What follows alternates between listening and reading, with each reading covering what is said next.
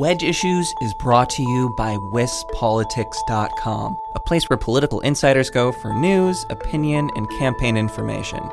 Once again, that's wispolitics.com.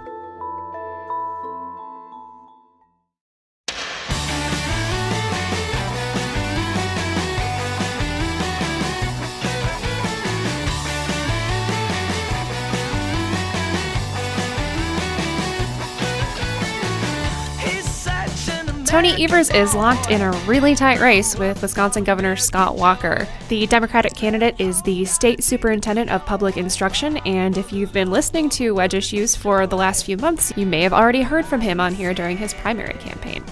We've got him back this week to talk about the general election.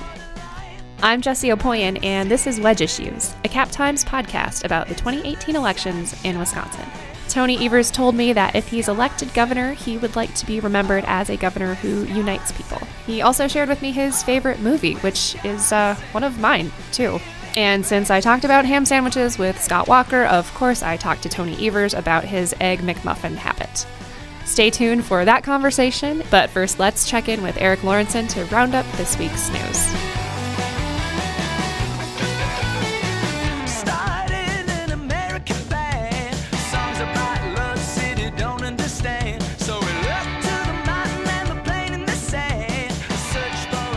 Hey, Eric. Hey, Jesse. How's it going? I'm a little tired, honestly. I was covering the Trump rally last night, so yeah, slamming some coffee here. Yeah. Well, I mean, let's just dive into the thing because I think that's something we got to talk about. It is. So Donald Trump held a rally, and this is embarrassing because I think this is actually the first time that I've ever said the name of this municipality, Mosinee. Cool. Lived in Wisconsin my whole life, and yet here we are. You know, you're just a typical Madisonian. You don't understand the bubble outside of the city. I like the bubble.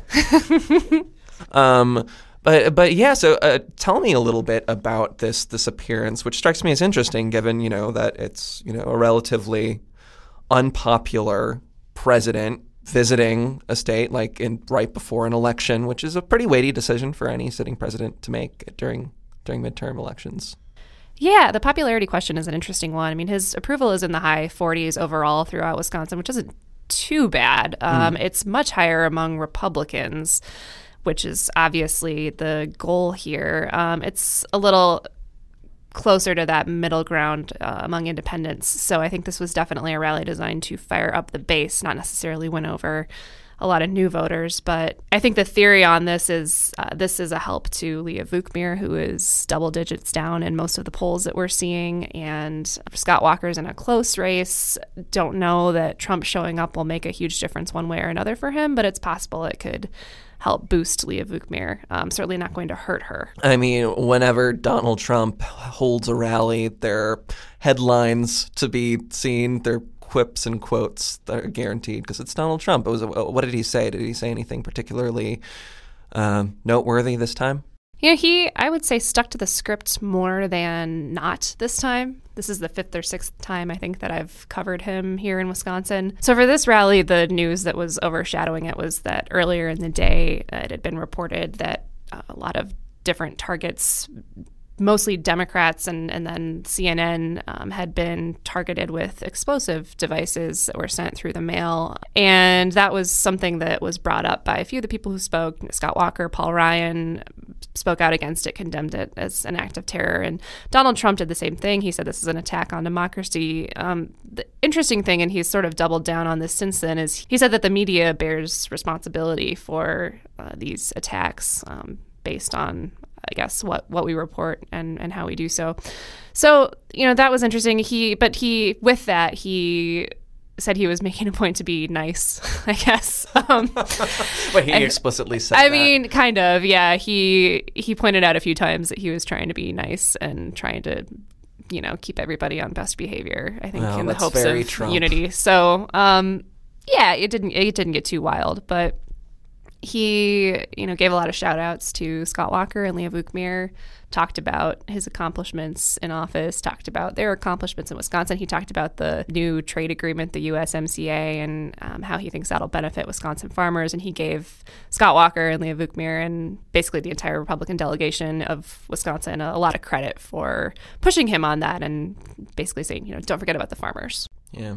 Is there any fun thing like NAFTA? You can say NAFTA. Can you say like UMSCA or something for the new trade agreement? Because I want that to be a thing. I like NAFTA for that reason. It was so easy to just say. That's true. So, okay, moving right along. Let's talk about something that happened a whole week ago. The first gubernatorial debate went down.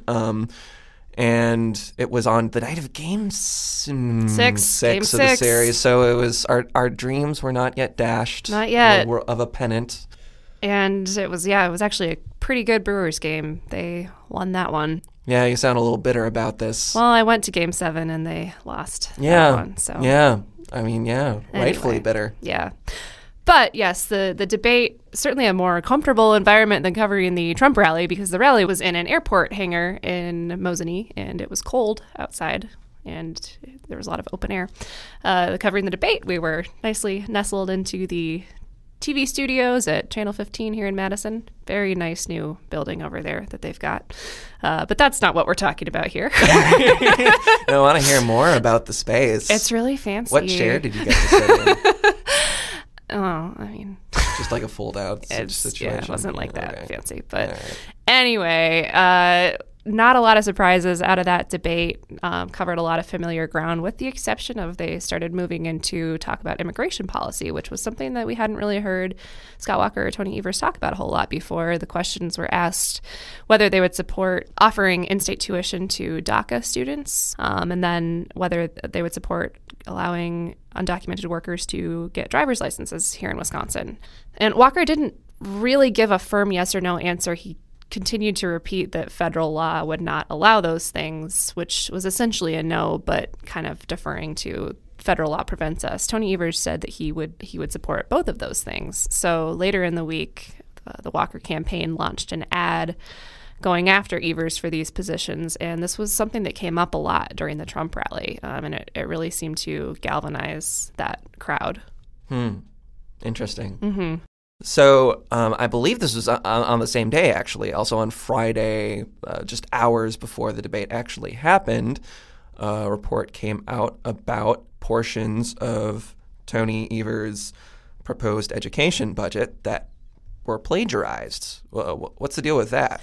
Yeah, and I should note, because our guest this week is Tony Evers, and I'd like to note that we had our conversation for this episode before this came out, so I did not get a chance to ask him on the podcast about the plagiarism issues, but he was asked about it during the debate. Basically what happened is, Tony Evers is the Superintendent of Public Instruction. He's the head of the Department of Public Instruction, and every year he and his department submit a budget request to the governor. In that budget request, it turns out in the most recent year, the one that just came out in September, there were several passages, one of them 15 paragraphs long, that were copied from other sources without credit. The 15-paragraph one in particular was copied from an intern's blog post at a conservative think tank. Others were copied from other think tanks, from Wikipedia, of all sorts of varied lengths, a couple sentences to a couple paragraphs. The Walker campaign has made a big deal out of this. We should remember that in 2014, Mary Burke, the Democratic candidate for governor, caught some flack because her jobs plan portions of it were plagiarized by a consultant that she had working for the campaign. So this is something that the Walker campaign was looking for. They ran DPI documents through a plagiarism checker software, and they found these portions. So Tony Evers has said, basically, it's not a big deal. He said these are citations that were dropped off the back pages of the budget, that the person responsible has been talked to, and that it's going to be fixed. But he hasn't said that anyone would be disciplined over it. Yeah. Burke fired that consultant. That's they right. Made a big point of that. Yep. So it's a different approach. Evers has said that it's the ideas in the budget that matter, that this shouldn't distract from what he's trying to accomplish. Walker's campaign and Republicans are countering that as Evers is the head of the Department of Public Instruction, plagiarism is something that gets talked about in schools a lot, and students are expected certainly to not do that. So they're talking about, what example does this set? Yeah. I mean, this is a quote controversy unquote happening in like the last weeks before election day, which is a time at which those kinds of things can still be fresh on voters' minds. I don't know.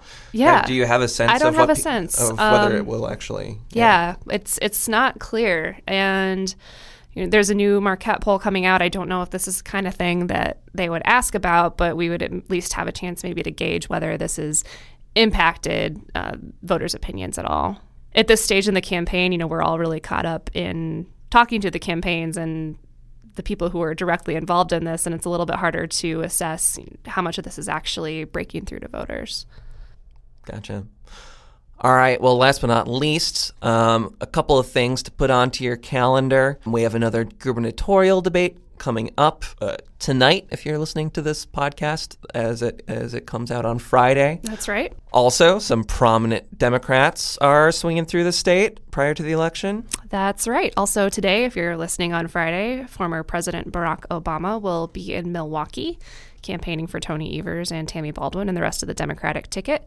And on Tuesday, former Vice President Joe Biden, potential future presidential contender, we don't know, he will be in Madison doing the same thing. So Democrats are bringing in the big guns in these last few days. I guess, the Republicans did too. I don't know if there are any other big ticket Republican surrogates on the list, but we know that we'll be seeing a lot of action these next few days. Very cool. Well, I hope that you get the caffeination that you so desperately need, Jessie. You walked into this morning's news staff meeting with the tall boy of Coca-Cola. I sure did. I'm not ashamed. A bold choice for early morning caffeination. I applaud you. I make no apologies for my Coca-Cola consumption. Nor should you. We all razzed you a little bit for it. You did. I got some flack. But that's just, how can we? Well, I've moved on to coffee now, like a functioning human being. All right. Fun as always to chat about the news of the week with you, Jessie. Absolutely. We'll see you next week. Bye.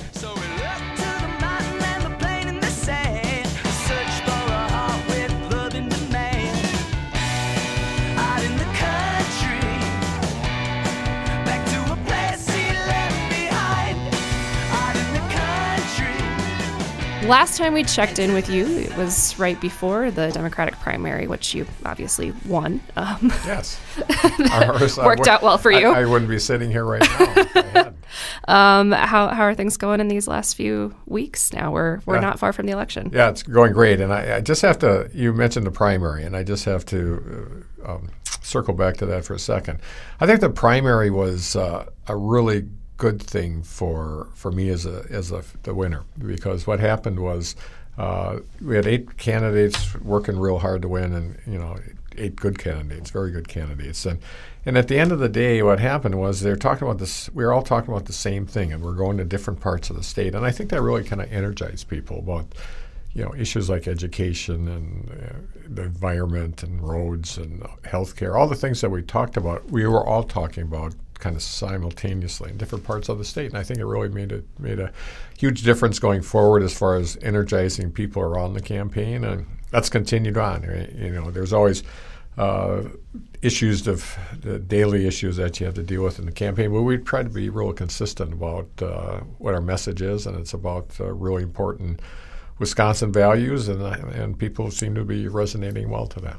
Yeah, you didn't have any real growing pains in terms of coming out of the primary. Everyone really came together afterward pretty easily. Yeah, absolutely. All the other 7, and frankly, I think everybody who was lusting after this job for a while has said, yes, let's get behind the winner, and that's exactly what's happened. Yeah. So I feel good about that.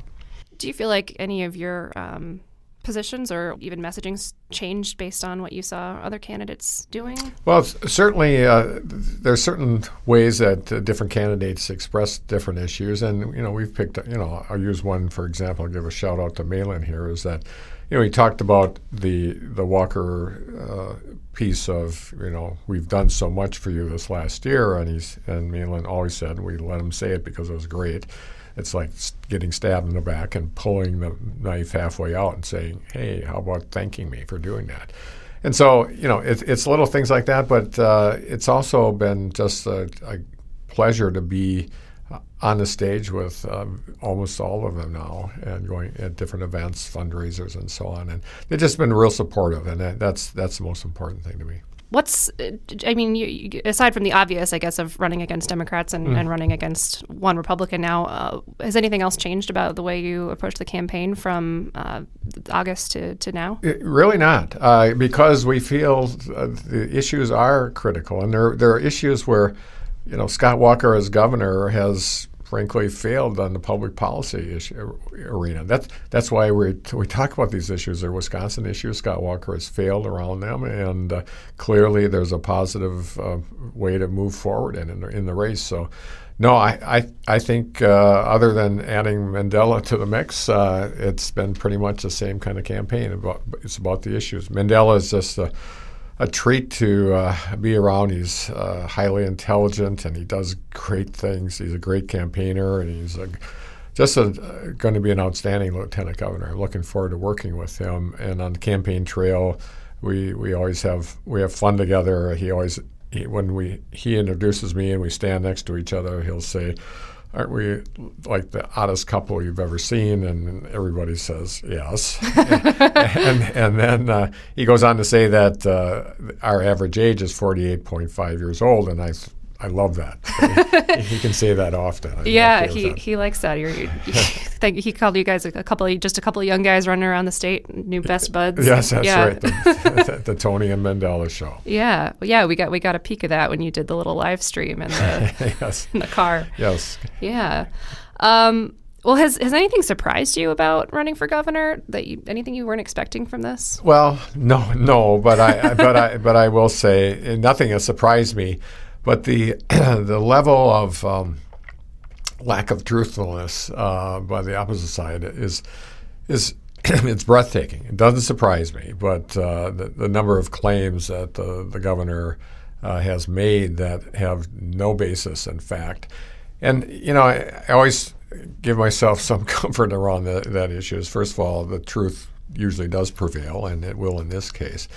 But it's also an issue about Citizens United, where we gave corporations and other organizations essentially freedom of speech. At the same time, we gave people the freedom to lie. And I just think that's not where the people of Wisconsin want to be. And so that the level of it has surprised me. The fact that it's done does not surprise me. So when I talked to Governor Walker for this podcast, I asked him how he would want his time as governor to be defined, and he said transformational. What would that be for you? As governor going forward? Yeah. If you, if it's one term, if it's two, if it's whatever, how would you want to look back on and have people look back on your time in office? Yes. Just in general terms, we unite people. We don't divide and conquer people. And people in the state of Wisconsin are really sick of that, frankly. And I believe I can be a uniter. My wife and I have lived all across the state of Wisconsin, and if there's anything we learned is that what unites us is much more important than what divides us. Do I want to make some huge policy gains? Yes, I do, in education and making sure that we have good health care in the state of Wisconsin and making sure that we actually value science. All those things are exceedingly important to the people of Wisconsin. But in order to get there, we need to unite the people of Wisconsin instead of pitting people against each other. We have to change that. That's the reason people leave this state. That's the reason people don't come to this state. It's a general feeling that we're a state at war and among each other and between Republicans and Democrats. I know it's not going to be easy, but that's what I've been doing my entire life. So if I had to accomplish anything, it would be uniting people around and finding common interests and common ground around some really important issues. Yeah, I think the question, what would you do on day one, is usually a silly one because I imagine it's just a lot of paperwork and administrative things. But what's the priority game plan for you if you take office? Yeah, it's again to reemphasize with the people of Wisconsin that we have to unite around the issues. And I think there are several. And I've said this before, and people always say, my gosh, you're trying to tackle that right off the bat. But our transportation system is a mess, and it's a mess because of Scott Walker's bad public policy decisions.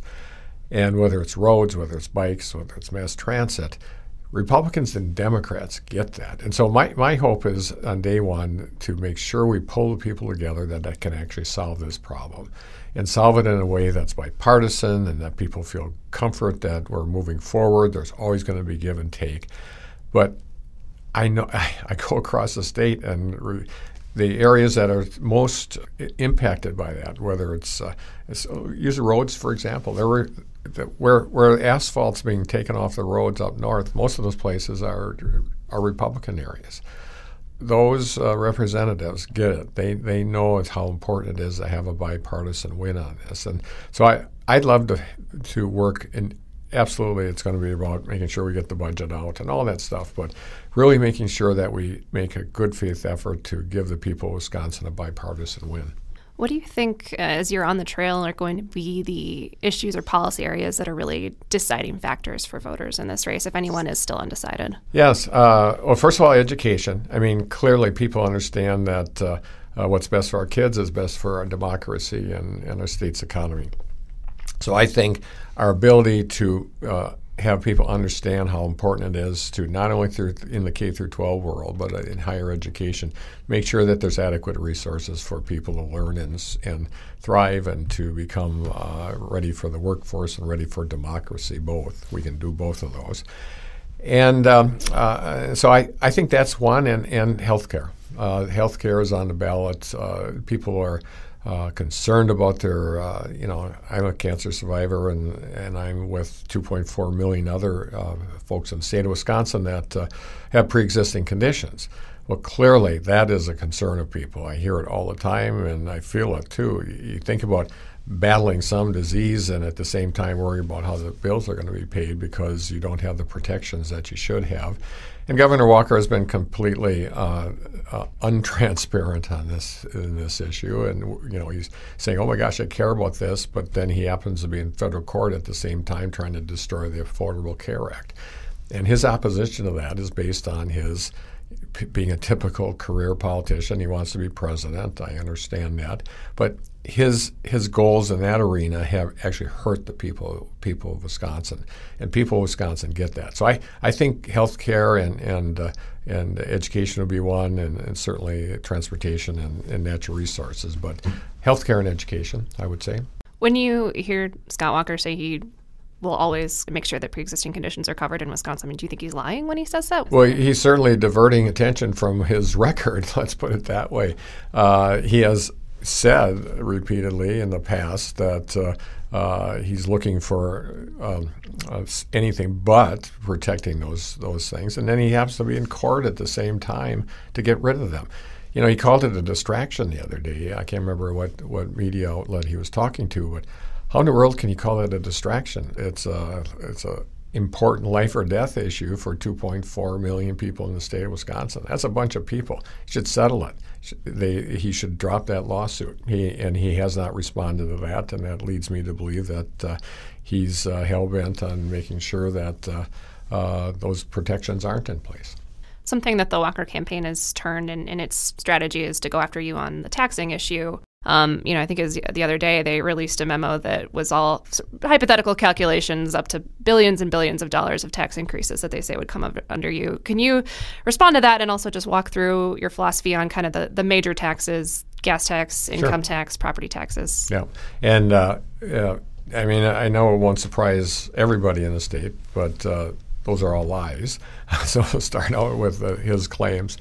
But I want to talk about tax cuts, first of all. Within the last week or so, we've announced that we're going to be seeking a 10% tax cut for the middle-class folks in the state of Wisconsin that, frankly, have been abandoned by Scott Walker. And it's pretty simple calculation. We're going to make it so. We're going to do it, and we're going to do it by reducing and not getting rid of tax credits, but reducing the reach of tax credits in the state.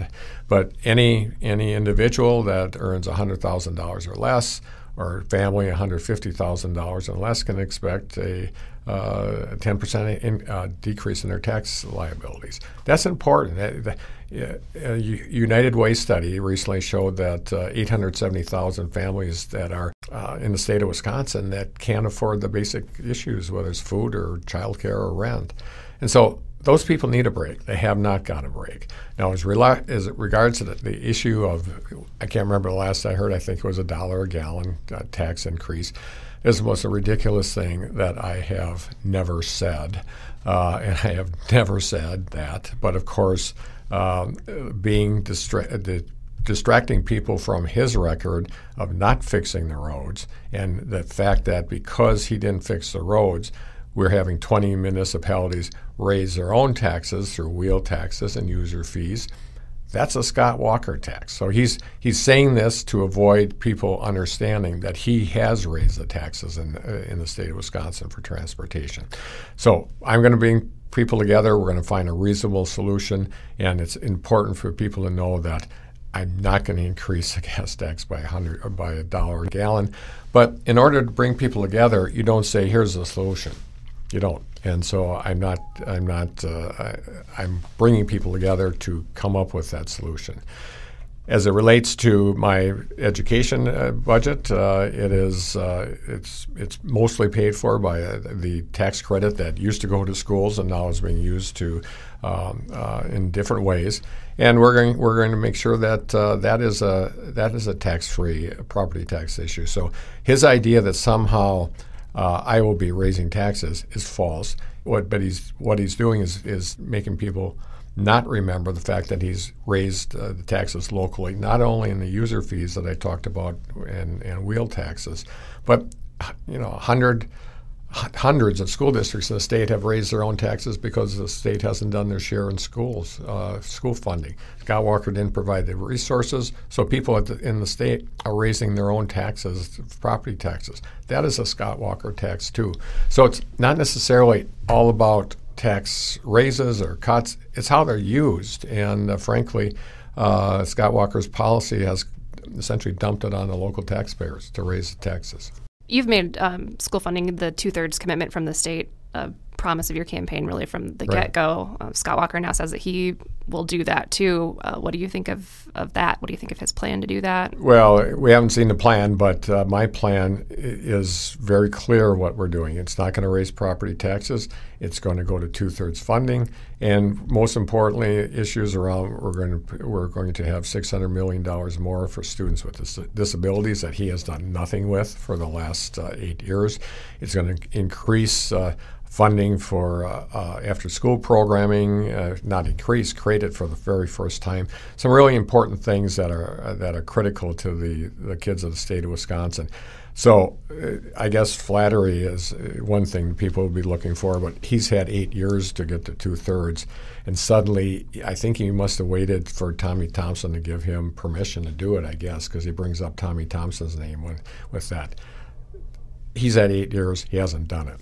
Something we were talking about before we got going is a number of former Walker cabinet secretaries have come out either criticizing him and then endorsing you. What have they shared with you? Why do you think that is? Yeah, why do I think that is that governing and managing government is not something that Scott Walker cares about. He cares about running for president. And so what we see, what you hear is what I hear, and we have people that are disgruntled, and because of his focus on the next step and his being a typical career politician, that he's spending his time worrying about the next election instead of really running government. And whether it's Lincoln Hills or any number of other places, Weedick, he's failed in that respect. And the people of the state of Wisconsin need to understand how important it is. They do understand how important it is that government works for them and not for Scott Walker or whoever is governor. It's working for the people of the state. And it's amazing to watch the daily, not daily, but often people talking about this because it has not worked. Would there be a place in an Evers administration for any of the former cabinet secretaries that have endorsed you? Have you had any conversations like that? No, not at all. I haven't had conversations with them, period. So it's not surprising what we see, but these are all people that care about the state of Wisconsin. They're stepping up and saying how Scott Walker failed to run state government and to make sure that state government works for the people of Wisconsin. People need to understand that. Campaigns include a lot of negativity, but what's something that has given you some positivity or hope throughout this process? Well, every day is, to be honest with you. People always say, "Oh my gosh, how can you stand the constant work and so on?" But every day I meet with people that are absolutely energized, and they energize me, and I've loved every minute of this campaign. It's been a real treat for me to interact with the people of Wisconsin. I do that often in my day job as state superintendent, but the energy level is very, very high, and I couldn't be more happy about how the campaign's going, frankly. Can you share something that you admire or respect about Governor Walker?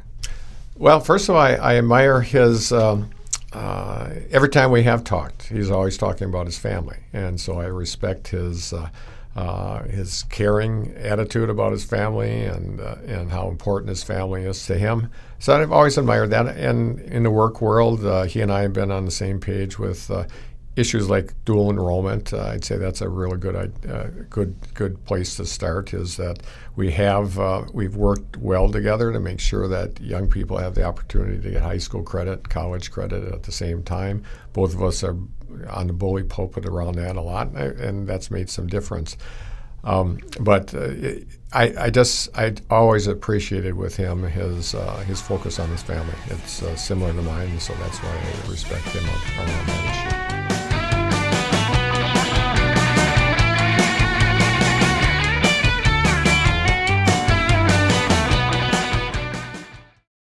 Wedge Issues is sponsored by wispolitics.com.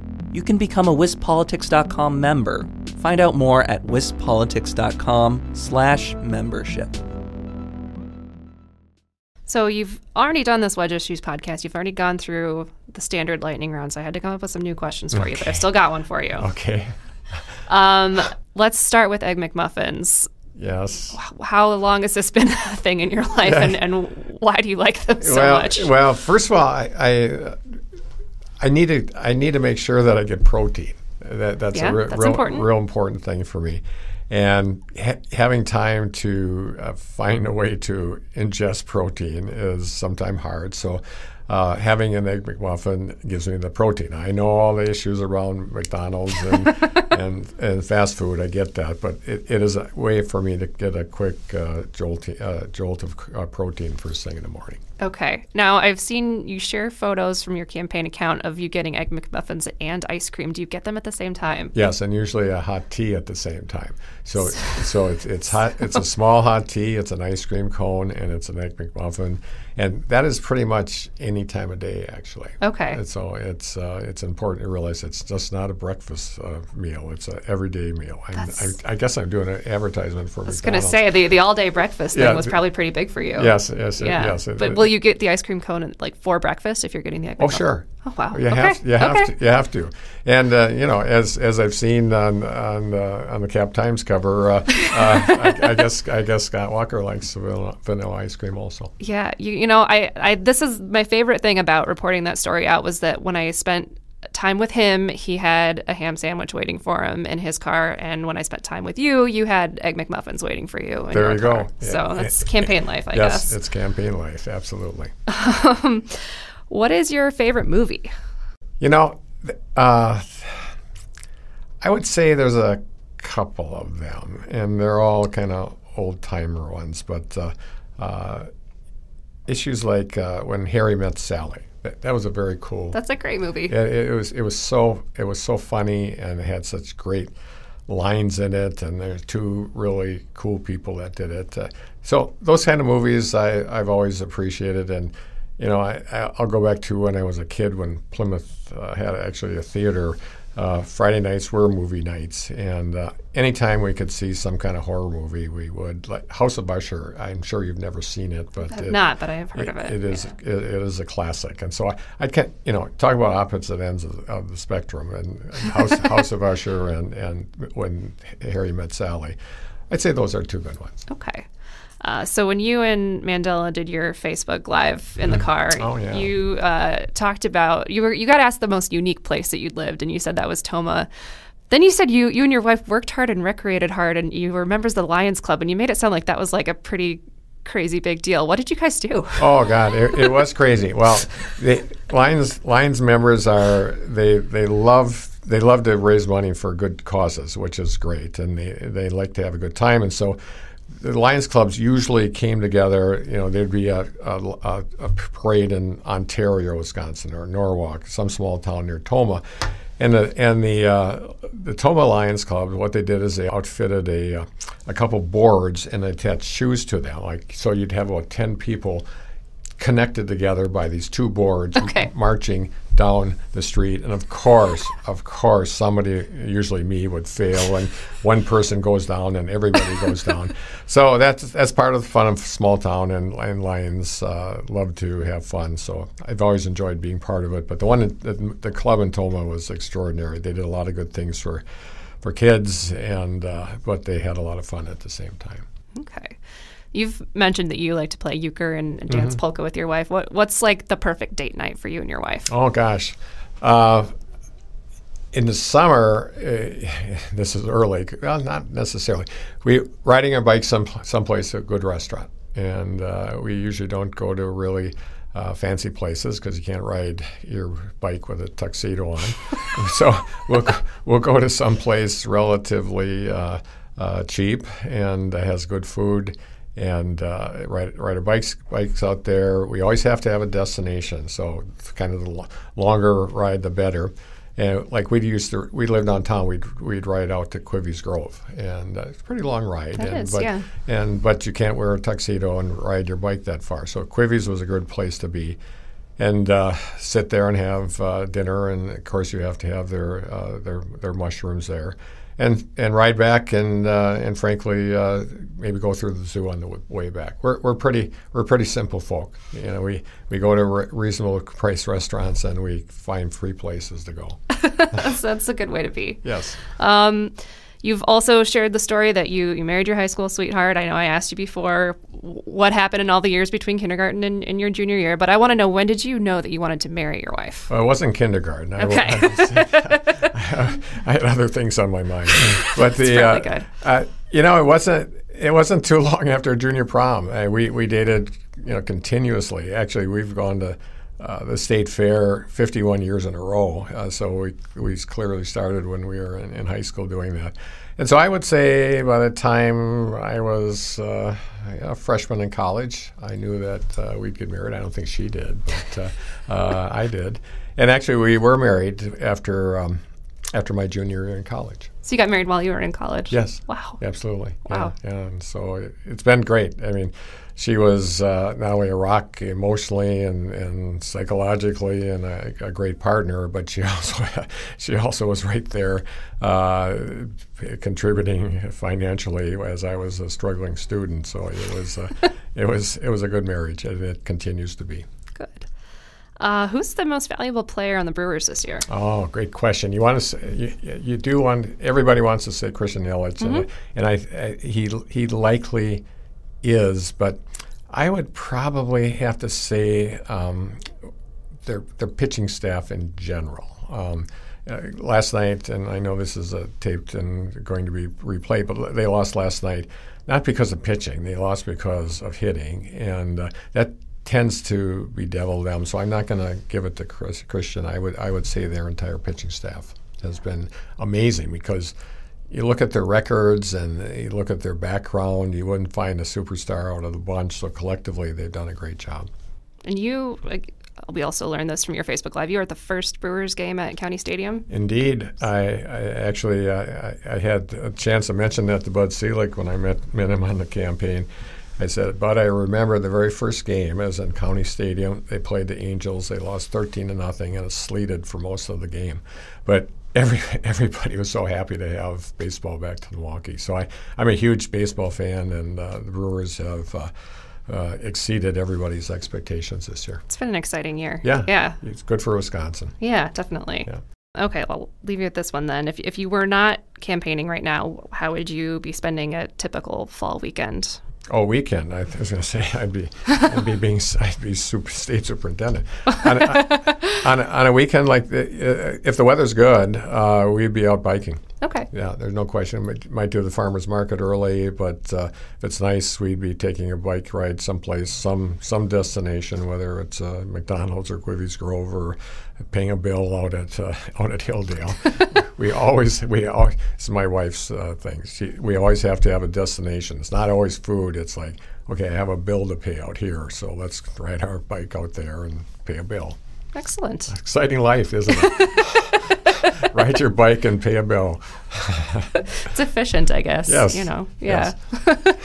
Well, I want to thank you for coming in and making the time. I know it's busy these days, but I'll let you close us out with any last words for listeners. Yes. Well, listeners have to understand how important this election is, whether it's education or health care or natural resources, transportation, wages in the state. All those things are on the ballot here. There is a significant difference between Scott Walker and myself, not just on the issues, but how we look at the world. And I look at the world through the lens of an educator, and that is making sure that people are pulled together and they make rational decisions and find solutions and be pragmatic about that. Understand that you might have to give up a little here, a little there. Scott Walker isn't that way. He's a career politician. He's looking for the next step, and people need to understand how important that is if we really want to have a great state. My heart still likes to beat. I'm coming home. Come home with me. Oh, Wisconsin. Oh, Wisconsin. Oh, Wisconsin. Thank you for listening to Wedge Issues. Our theme music is Oh Wisconsin by Loxley. As always, we've got new episodes coming out every Friday, but we'll also be back on Monday with an interview with State Senator Leah Vukmir, the Republican candidate for U.S. Senate. You can subscribe to Wedge Issues on iTunes or anywhere else you find your podcasts so you don't miss an episode. And if you have any feedback or suggestions for me, you can find me on Twitter at Jessie Opoien, or you can email me at jopoien@madison.com. Have a great weekend, and we'll see you Monday.